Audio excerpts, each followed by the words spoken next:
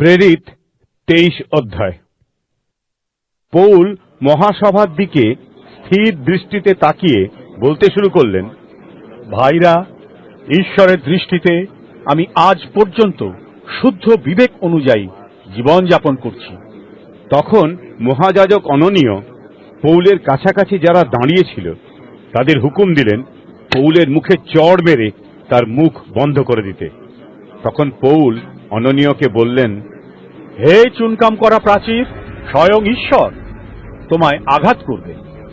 আইনসঙ্গতভাবে আমার বিচার করার জন্য তুমি এখানে বসেছ, আর আমাকে আঘাত করার হুকুম দিয়ে তুমি মসির বিধি ব্যবস্থার বিরুদ্ধে যাচ্ছ। যারা পৌলের আশেপাশে দাঁড়িয়েছিল তারা তাকে বলল, ঈশ্বরের মহাযাজকের সঙ্গে তুমি এইভাবে কথা বলতে পারো না, তুমি তাকে অপমান করছো। পৌল বললেন, ভাইরা, আমি বুঝতে পারিনি যে উনি মহাযাজক, কারণ এরকম লেখা আছে, তুমি সমাজের কোন নেতার বিরুদ্ধে কটু কথা বলো না। পৌল যখন বুঝতে পারলেন যে তাদের মধ্যে কিছু সভ্য সদ্দুকী ও কিছু সভ্য ফরিসি, তখন তিনি মহাসভার উদ্দেশ্যে চিৎকার করে বলে উঠলেন, ভাইরা, আমি একজন ফরিসি আর ফরিসিদেরই সন্তান। মৃতদের পুনরুত্থান হবে বলে আমার যে প্রত্যাশা আছে, তার জন্যই আমার এই বিচার হচ্ছে।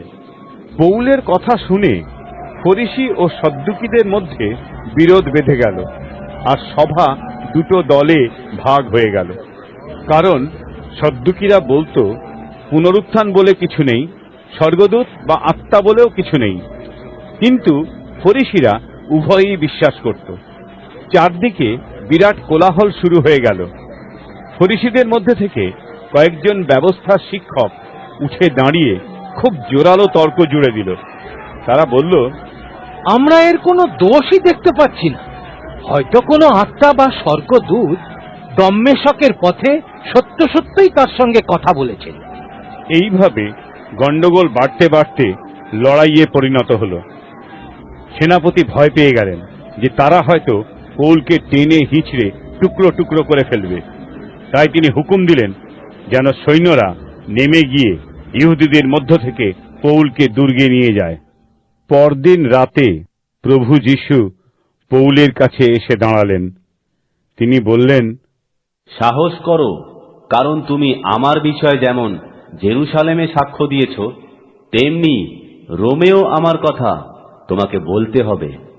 পরের দিন সকালে ইহুদিরা জোট বেঁধে দিব্যি করে বলল, পৌলকে হত্যা না করা পর্যন্ত তারা অন্ন জল মুখে তুলবে না। যারা এই চক্রান্ত করেছিল তারা সংখ্যায় প্রায় 40 জনের কিছু বেশি ছিল।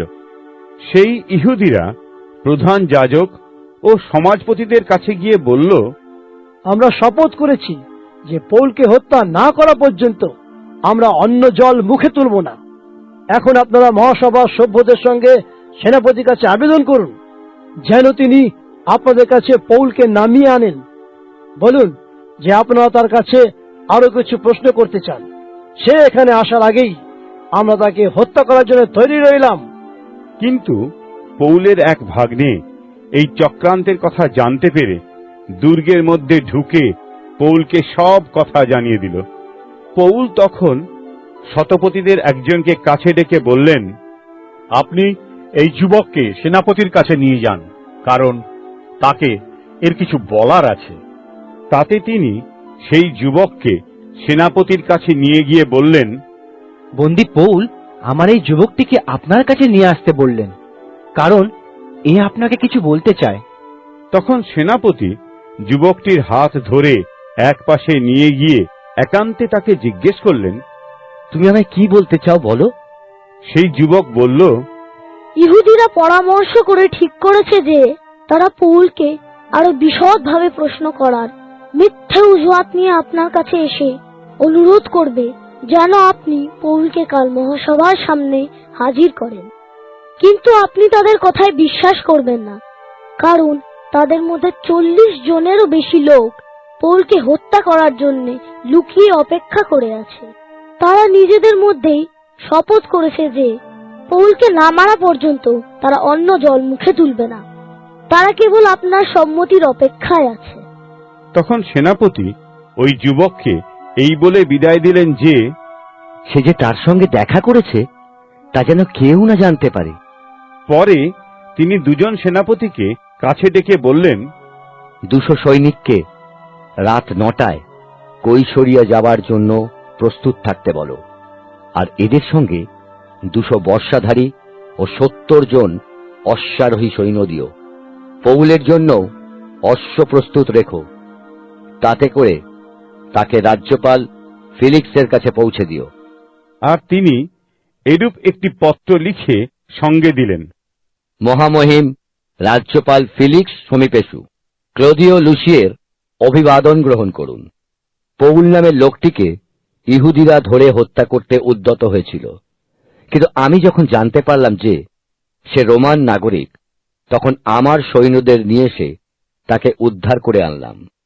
এর বিরুদ্ধে যে কি অভিযোগ আছে তা জানার জন্য আমি একে ইহুদিদের মহাসভার সামনে আনি। সেখানে আমি বুঝতে পারলাম যে ইহুদিদের বিধি ব্যবস্থা সংক্রান্ত বিষয় নিয়ে ওর ওপর দোষারোপ করা হচ্ছে, কিন্তু মৃত্যুদণ্ড দেওয়া বা কারাগারে দেওয়ার মতো এর কোনো দোষ আমি পাইনি। এই লোকের বিরুদ্ধে হত্যার চক্রান্ত করা হচ্ছে এই কথা যখন আমাকে জানানো হলো, তখন তাড়াতাড়ি একে আমি আপনার কাছে পাঠালাম। যারা এর উপর দোষারোপ করছে তাদেরও বলেছি তারা আপনার কাছে গিয়ে এর বিরুদ্ধে যা বলবার বলবে।